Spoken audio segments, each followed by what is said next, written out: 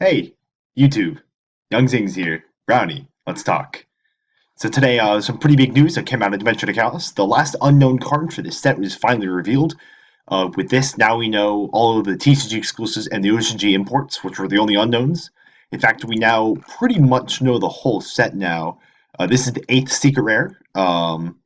We're basically just waiting on one more Ultra and the Ghost. This isn't up to date. All those supers are revealed. Last super is the Fright for Fusion. I think it's the Saber thing. I don't know. I wonder what the Ghost is going to be, but regardless, we're going to talk about Painful Escape today. So Painful Escape is a normal trap card. Its effect is tribute a monster and add one monster with the same original type, attribute, and level, but with a different name from your deck or graveyard to your hand. Now, the effect is astonishingly simple, but I think it has a lot of potential. Obviously, it's a secret rare, as you can tell by the text by the name here. It's not as glaringly powerful as like some other cards. Like we've seen cards like Solemn Notice that came out of Breakers of Shadow a few weeks ago. We saw right away. It's like, yeah, this card is nuts. And like there are other cards that we see from time to time. We see it like, okay, yeah, that's really really good. With this card, it's really interesting. Uh, it's somewhere in between super good and just trash, but it's not trash. It really isn't because like in actuality, there's no practical use that I see or that any other like people right now see with this card that it's just not very practical. It's an egg one, and it's a trap, so it's slow. Transmodify is what's being compared to a lot. Transmodify does like a lot of similar thing, but it's a spell. Um, but I see this card is just interesting. I actually don't think it's very good.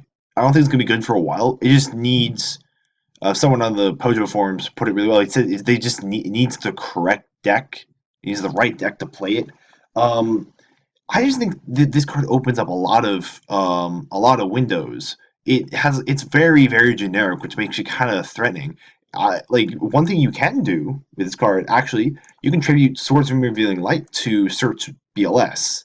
Because Light Warrior level 8 fits this card's requirements. I mean, there's nothing practical about that, but it's just kind of interesting because BLS isn't searchable in any other method. Well, any other practical method that I can think of. That's not very practical either, but it's better. I think this card just brings up a lot of potential for other cards that weren't searchable otherwise to now be searchable. So I think it's it's gonna be good, but not now. Right now, it's kind of trash. People are talking about playing in Burning Abyss. You can search tour guide with it, and the Burning Abyss gets their effects pretty good. I mean, yeah. The main actually application I see for this card is in Pendulum decks. This card reminds me a lot of Luster Pendulum, the Draco Slayer.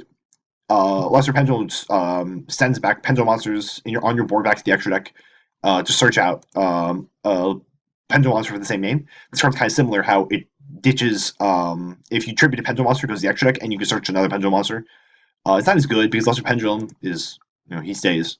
And he's a beater and he's a tuner. He just makes Ignis of Prominence here is nuts. Luster Pendulum's absolutely crazy. But you can some clear applications in a Pendulum deck. Is they can just send guys to the extra deck and you add one. So you'll actually go neg. You can also tribute one of the other young things. One of the first things he said when he saw this card was, "Hey, you can tribute Cliffort Helix or Cliffort Carrier and get their effects. So not only are they Pendulum monsters that go to the extra deck, but they would get their tribute effects. Carrier can bounce a monster, and Helix can pop or spell a trap." And I thought that was kind of interesting. Again, it's not terribly practical. I don't think we're going to see this card. I think people are going to try to play it, but I don't think it's going to be very good. But I mean, I don't know. It has my attention. I'm very excited to see what people come up with this. So we'll have to wait and see. Um, Jessica Chaos is pretty much good to go here. I'll make a separate video once we have the full confirmed spoiler, including the Ghost Rare, revealed, and I will get around to the Ultimate Rares are the same as the OCG. They always are. I can't remember what they are off the top of my head, but we technically already know them. But we're just gonna wait for confirmation on that. So hey, what do you think of this card? Do you think it's good? Do you think it's bad? Do you think it just needs time? I just think it's just interesting. It's interesting. It's not good. It's not bad. It's just interesting. I can't wait to see what people do with it. So yeah, like, comment, subscribe, and all that stuff. And yeah, I'll bring you more Yu-Gi-Oh news when I can. See you guys.